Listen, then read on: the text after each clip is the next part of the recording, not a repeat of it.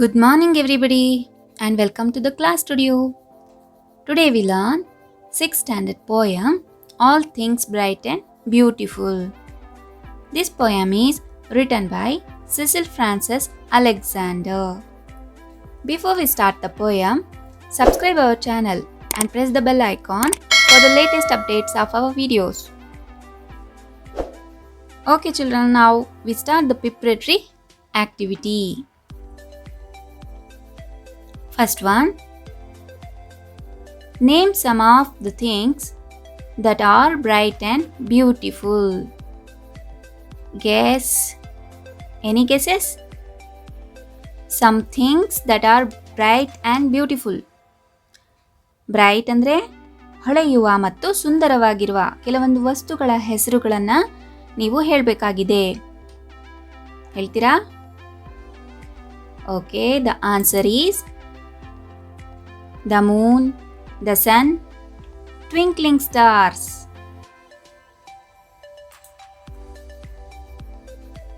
Now, the second question. The poet has used many adjectives in this poem. Can you guess them and make a list of some of the adjectives he has used in the poem?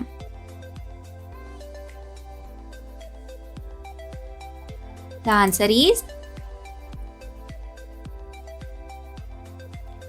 bright, beautiful, great, small, wise, wonderful, little, glowing, tiny, rich, poor, high, lowly, purple-headed, cold, pleasant, ripe, and tall.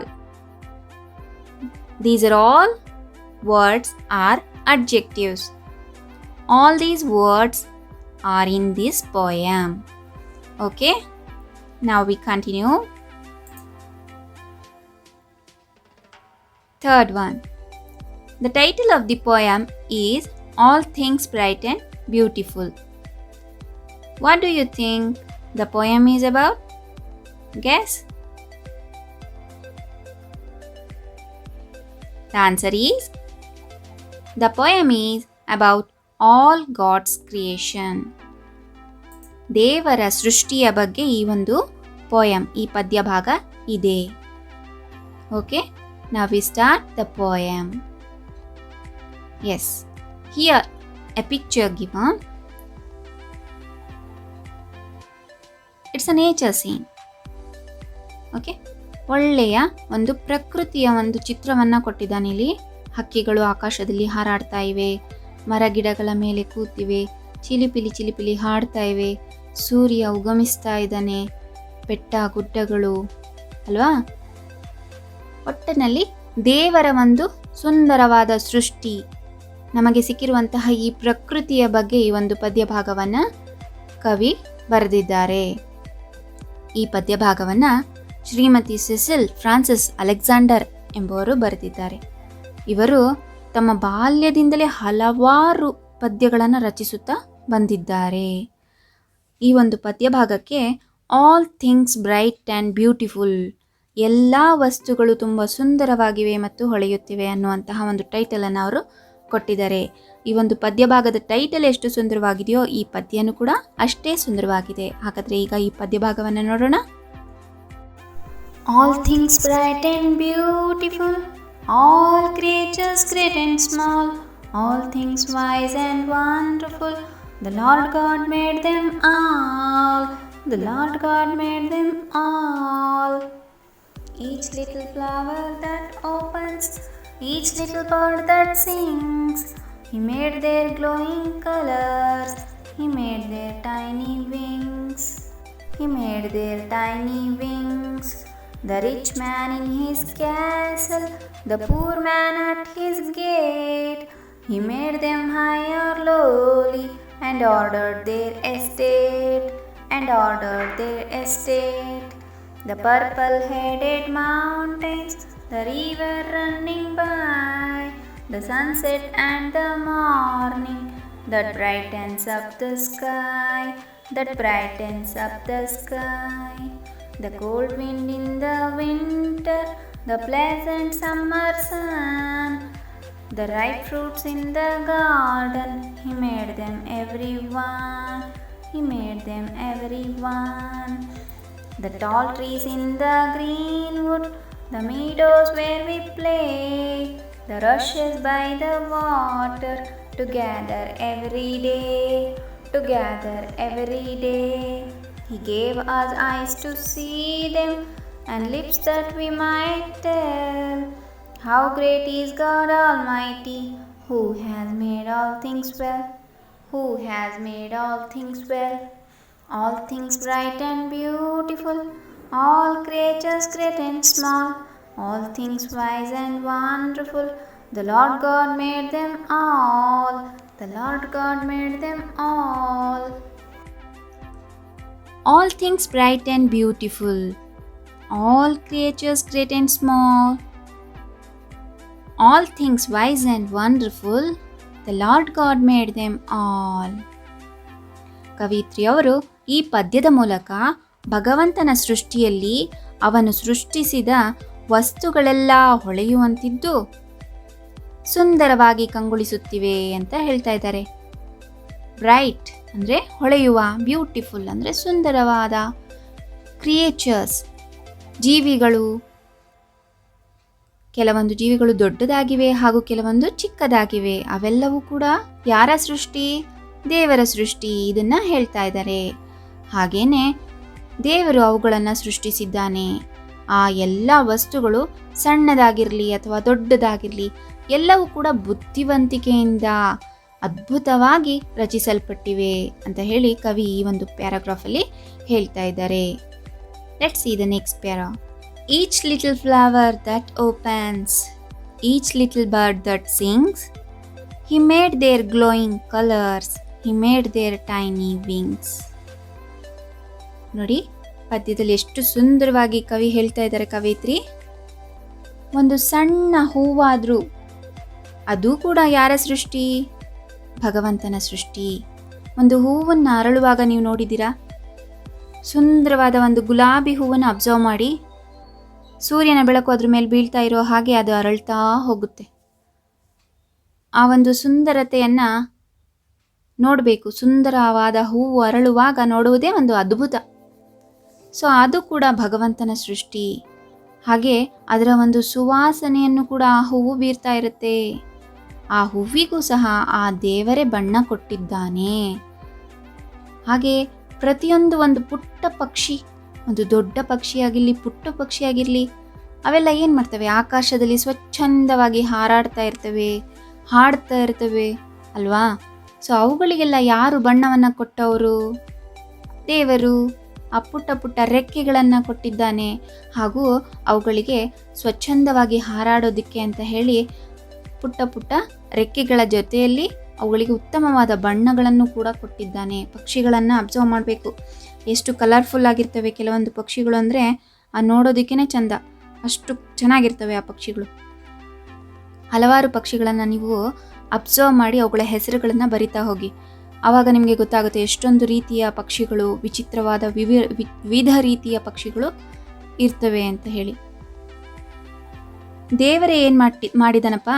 ದೇವರೇ ಆ ಎಲ್ಲ ಪಕ್ಷಿಗಳಿಗೆ, ಹೂವುಗಳಿಗೆ ಹೊಳೆಯುವಂತಹ ಬಣ್ಣಗಳನ್ನು ಮತ್ತು ಆ ಒಂದು ಚಿಕ್ಕ ಚಿಕ್ಕ ರೆಕ್ಕೆಗಳನ್ನು ನೀಡಿದ್ದಾನೆ ಅಂತ ಹೇಳಿ ಈ ಒಂದು ಪ್ಯಾರಾದಲ್ಲಿ ಕವಯಿತ್ರಿ ಹೇಳ್ತಾ ಇದ್ದಾರೆ. See the next stanza. The rich man in his castle, the poor man at his gate, he made them high or lowly and ordered their estate. ಹಾಗೆಯೇ ದೇವರು ಭವ್ಯವಾದಂತಹ ಬಂಗಲೆಯನ್ನು ಶ್ರೀಮಂತನಿಗೆ ಕೊಟ್ಟಿದ್ದಾನೆ. ಹಾಗೆಯೇ ಬಡ ಕಾವಲುಗಾರನಿಗೆ ಗೇಟ್ ಅಂತ ಕೊಟ್ಟಿದ್ದಾನಲ್ವಾ? ಗೇಟ್ ಯಾಕೆ ಕೊಟ್ಟಿದ್ದಾನೆ ಅಂದರೆ ಆ ಗೇಟನ್ನು ಕಾಯುವಂತಹ ಕಾವಲುಗಾರ. The poor man at his gate, ಆ ಅರಮನೆಯ ಒಂದು ಬಾಗಿಲನ್ನು ಕಾಯುವಂತಹ ಬಡ ಕಾವಲುಗಾರನಿಗೆ ಅದನ್ನು ಕಾಯುವ ಕೆಲಸವನ್ನು ಕೊಟ್ಟಿದ್ದಾನೆ ಅಲ್ವಾ? ಸೊ ಇವೆಲ್ಲವೂ ಆ ದೇವರ ನಿರ್ಣಯ. ತನ್ನಿಚ್ಛೆಯಂತೆ ದೇವರು ಅವರನ್ನು ಮೇಲ್ಮಟ್ಟದವರನ್ನಾಗಲಿ ಅಥವಾ ಕೆಳಮಟ್ಟದವರನ್ನಾಗಲಿ ಮಾಡಿದ್ದಾನೆ ಅಲ್ವಾ. He made them high or lowly and ordered their estate. ಹಾಗೆ ಕೆಲವರಿಗೆ ಉನ್ನತ ಮಟ್ಟದ ಶ್ರೀಮಂತ ಜೀವನ ಕೊಟ್ಟರೆ ಇನ್ನು ಕೆಲವರಿಗೆ ಆ ಶ್ರೀಮಂತರ ಸೇವೆ ಮಾಡುವ ಕೆಳಮಟ್ಟದ ಜೀವನವನ್ನು ದೇವರು ನೀಡಿರುತ್ತಾನೆ. ಅದು ಅವರವರ ಒಂದು ವಿಧಿ ಇರಬಹುದು, ಅವರ ಒಂದು ಅದೃಷ್ಟ ಅಂತ ಹೇಳ್ಬೋದು ಅಲ್ವಾ. ಒಟ್ಟಾರೆಯಾಗಿ ಇದೆಲ್ಲ ದೇವರ ಸೃಷ್ಟಿ ಆಗಿರೋದ್ರಿಂದ ಇದನ್ನೆಲ್ಲ ನಿರ್ಮಿಸಿರೋನು ಯಾರು? ಆ ಭಗವಂತ, ಆ ದೇವರು ಅಂತ ಹೇಳಿ ಕವಯಿತ್ರಿಯಲ್ಲಿ ಹೇಳ್ತಾ ಇದ್ದಾರೆ. The purple headed mountains, the river running by, the sunset and the morning that brightens up the sky. ಇಷ್ಟೇ ಅಲ್ಲದೆ ಆ ದೇವರು ಇನ್ನೂ ಅನೇಕ ವಸ್ತುಗಳನ್ನು ಸೃಷ್ಟಿಸಿದ್ದಾನೆ. ಅವು ಯಾವ್ಯಾವು? ಎತ್ತರವಾದ ಪರ್ವತಗಳು, ಹಾಗೆಯೇ ಹರಿಯುತ್ತಿರುವ ನದಿ, ರನ್ನಿಂಗ್ ಅಂತ ಕೊಟ್ಟಿದ್ದಾನಲ್ವಾ, ಓಡುತ್ತಿರುವ ಅಂತಲೂ ಹೇಳ್ಬೋದು, ಬಟ್ ಆ ನದಿ ಹರಿತಾ ಇರುತ್ತಲ್ವಾ, ಸೊ ಹರಿಯುತ್ತಿರುವ ನದಿ. ಹಾಗೆ ಸೂರ್ಯಾಸ್ತ, the sunset and the morning, ಹಾಗೇನೆ ಬೆಳಗು, ಸೂರ್ಯೋದಯ. ಇವುಗಳನ್ನೆಲ್ಲ ಯಾರಪ್ಪ ಸೃಷ್ಟಿ ಮಾಡಿದ್ದು? ಆ ದೇವರೇ. ಇವುಗಳನ್ನೆಲ್ಲ ಸೃಷ್ಟಿ ಮಾಡಿದವನು ಆ ದೇವರು. That brightens up the sky. ಇವೆಲ್ಲವೂ ಕೂಡ ಅತಿ ಸುಂದರವಾಗಿ ನಮ್ಮ ಪ್ರಕೃತಿಯನ್ನು ಹೊಳೆಯುವಂತೆ ಮಾಡಿವೆ. ಸೂರ್ಯನ ಕಿರಣಗಳು ಭೂಮಿಯ ಮೇಲೆ ಬೀಳ್ತಾ ಇದ್ದ ಹಾಗೆ ಆ ಬೆಳಗಿನ ಜಾವ ಮುಂಜಾನೆಯಲ್ಲಿ ನೋಡುವಂತಹ ಒಂದು ಅದ್ಭುತವಾದ ಸೀನ್, ಅದ್ಭುತವಾದಂತಹ ಅನುಭೂತಿ, ಅದನ್ನು ನಾವು ಆಸ್ವಾದಿಸಬೇಕು. ಮುಂಜಾನೆಯ ಸೂರ್ಯನ ಬೆಳಕಿನ ಕಿರಣಗಳ ಜೊತೆಗೆ ಎಲೆಗಳ ಮೇಲೆ ಬಿದ್ದಿರುವಂತಹ ಇಬ್ಬನಿ, ಅದನ್ನು ನೋಡ್ತಾ ಕಣ್ತುಂಬ್ತಾ ಇದ್ದರೆ ಮನುಷ್ಯ ಸ್ವರ್ಗ ಇಲ್ಲೇ ಇದೆ ಅನ್ನುವಂತೆ ಭಾಸವಾಗ್ತಾ ಇರುತ್ತೆ. ಈಗ ಮುಂದಿನ ಪ್ಯಾರಾಗ್ರಾಫನ್ನು ನೋಡೋಣ. The cold wind in the winter, the pleasant summer sun, the ripe fruits in the garden, he made them every one. The cold wind ಅಂದರೆ ಚಳಿಗಾಲದಲ್ಲಿ ಬೀಸುವ ತಣ್ಣನೆಯ ಗಾಳಿ, ಬೇಸಿಗೆಯಲ್ಲಿ ಹಿತಕರವಾದ ಸೂರ್ಯ, ಇವರನ್ನೆಲ್ಲ ಸೃಷ್ಟಿ ಮಾಡಿದವನು ಆ ದೇವರೇ. ಹಾಗೆ ತೋಟದಲ್ಲಿ ಹಣ್ಣಾಗಿರುವಂತಹ ಹಣ್ಣುಗಳು, ಅಂದರೆ ರೈಪ್ ಅಂದರೆ ಕಳಿತ ಅಂತ ಹೇಳ್ಬೋದು. ಸೊ ಹಣ್ಣಾಗಿರುವಂತಹ ಮಾವಿನ ಹಣ್ಣಾಗಿರ್ಬೋದು, ಹಣ್ಣಾಗಿರುವಂತಹ ಆರೆಂಜ್ ಕಿತ್ತಳೆ ಹಣ್ಣಾಗಿರ್ಬೋದು. ಸೊ ಈ ಹಣ್ಣುಗಳನ್ನೆಲ್ಲ ಯಾರು ಸೃಷ್ಟಿ ಮಾಡಿದ್ದು? ಆ ದೇವರು. ಮನುಷ್ಯನಿಗೋಸ್ಕರ ಎಷ್ಟು ರೀತಿಯ ವಿವಿಧ ರೀತಿಯ ಹಣ್ಣು ಹಂಪಲುಗಳನ್ನು ಸೃಷ್ಟಿ ಮಾಡಿದ್ದಾನಲ್ವಾ. ಇವುಗಳನ್ನೆಲ್ಲ ನೀನು ತಿನ್ನು, ಇವುಗಳನ್ನೆಲ್ಲ ಆಸ್ವಾದಿಸು ಅಂತ ಹೇಳಿಕೊಟ್ಟಿದ್ದಾನೆ. So we always thankful to God. ಯಾವಾಗಲೂ ಕೂಡ ನಾವು ಅವರಿಗೆ ಕೃತಜ್ಞತೆಗಳನ್ನು ಸಲ್ಲಿಸ್ತಾ ಇರಬೇಕು ದೇವರಿಗೆ. He made them every one. ಇವನ್ನೆಲ್ಲ ಮಾಡಿದವನು ಆ ದೇವರು ಅಂತ ಹೇಳಿ ಇಲ್ಲಿ ಕವಿ ಈ ಮೂಲಕ ಹೇಳ್ತಾ ಇದ್ದಾರೆ. The tall trees in the green wood, the meadows where we play, the rushes by the water to gather every day. ಈ ಒಂದು ಪದ್ಯ ಭಾಗದಲ್ಲಿ ಕವಯಿತ್ರಿ ಹೇಳ್ತಾ ಇದ್ದಾರೆ, ಎತ್ತರವಾದ ಮರಗಳು, ಹಸಿರು ಕಾಡುಗಳ ಜೊತೆಗೆ ನಮಗೆ ಆಡಲು ಹುಲ್ಲುಗಾವಲುಗಳು, ಇವುಗಳನ್ನೆಲ್ಲ ಕೂಡ ದೇವರು ಸೃಷ್ಟಿಸಿದ್ದಾನೆ. ಅಲ್ಲದೆ the rushes by the water ಅಂದರೆ ಇಲ್ಲಿ ಝರಿಗಳ ಬಗ್ಗೆ ಹೇಳ್ತಾ ಇದ್ದಾನೆ. ಫಾಲ್ಸ್ ಅಂತ ಹೇಳ್ತೀವಲ್ಲ, ಆ ರೀತಿ ಝರಿಗಳನ್ನು ಕೂಡ ಸೃಷ್ಟಿಸಿ ಅವುಗಳ ಪಕ್ಕದಲ್ಲಿ ವಿವಿಧ ರೀತಿಯ ವಸ್ತುಗಳನ್ನು, ಮರ ಗಿಡಗಳನ್ನು ಕೂಡ ಸೃಷ್ಟಿ ಮಾಡಿದ್ದಾನೆ. ಯಾರಿಗೋಸ್ಕರ? ನಮಗೋಸ್ಕರ. ಯಾರು ಸೃಷ್ಟಿ ಮಾಡಿದ್ದು? ಭಗವಂತ. ನಾವಿದನ್ನು ನಂಬ್ತೀವಿ ಅಲ್ವಾ. ಸೊ ಈ ಒಂದು ಪ್ರಪಂಚ, ಈ ಒಂದು ಇಡೀ ಒಂದು ಭೂಮಿ ಯಾರ ಸೃಷ್ಟಿ? ಆ ದೇವರ ಸೃಷ್ಟಿ. ಸೊ ಅದನ್ನು ಸುಂದರವಾಗಿ ಮಾಡಿದವನು ಕೂಡ ಆ ದೇವರೇ ಅಂತ ಹೇಳಿ ಈ ಒಂದು ಪದ್ಯ ಭಾಗದಲ್ಲಿ ಕವಯಿತ್ರಿ ಹೇಳೋದಕ್ಕೆ ಪ್ರಯತ್ನಿಸಿದ್ದಾರೆ. We see the last paragraph now. He gave us eyes to see them and lips that we might tell how great is God Almighty, who has made all things well. ಈ ಒಂದು ಕೊನೆ ಪದ್ಯ ಭಾಗದಲ್ಲಿ ಹೇಳ್ತಾ ಇದ್ದಾರೆ, ಆ ದೇವರು ಈ ಎಲ್ಲ ಸೃಷ್ಟಿಯ ಅದ್ಭುತಗಳನ್ನು ನೋಡಲು ನಮಗೆ ಕಣ್ಣುಗಳನ್ನು ಕೊಟ್ಟಿದ್ದಾನೆ.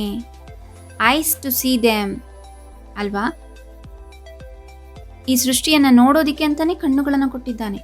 ಹಾಗೆ and lips that we might tell, ಹಾಗೆ ಅವುಗಳ ಬಗ್ಗೆ ಮಾತನಾಡೋದಿಕ್ಕೆ, ಅವುಗಳನ್ನು ಹೊಗಳಲು ಬಾಯಿಯನ್ನು ಕೂಡ ಕೊಟ್ಟಿದ್ದಾನೆ. ಹಾಗಾಗಿ ಆ ದೇವರು ಬಹಳ ಕರುಣಾಮಯಿ, ಆತ ಬಹಳ ದೊಡ್ಡವನು. ಹಾಗಾಗಿ ಎಲ್ಲ ವಸ್ತುಗಳನ್ನು ಆತ ಸುಂದರವಾಗಿ ಅಚ್ಚುಕಟ್ಟಾಗಿ ತುಂಬ ಅದ್ಭುತವಾಗಿ ನಿರ್ಮಿಸಿದ್ದಾನೆ ಅಂತ ಹೇಳಿ ಇಲ್ಲಿ ಪೊಯೆಟ್ ಹೇಳ್ತಾ ಇದ್ದಾರೆ. Okay children, thus the poem is completed. Did you understand this poem? Yes. Then press the like button. Okay. Thank you very much. See you in the next class.